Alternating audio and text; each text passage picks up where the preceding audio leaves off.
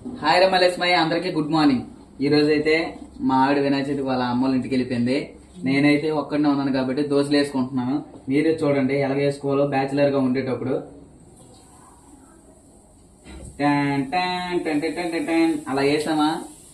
ఇక్కడ మన షాపుల్లో ఇలాగ పామేస్తారు కదా ఇంత వేసి ఇలా పామితే టన్ టన్ టన్ టన్ టన్ అది ఎలా వస్తుందో తెలియదు కానీ వస్తుంది అలాగే.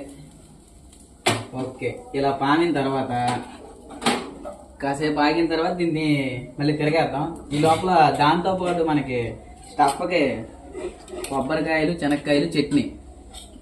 కొబ్బరికాయలు, శనక్కాయలు చట్నీతో మనం అయితే దీన్ని ఈరోజు రెమెడీని పూర్తి చేస్తాం.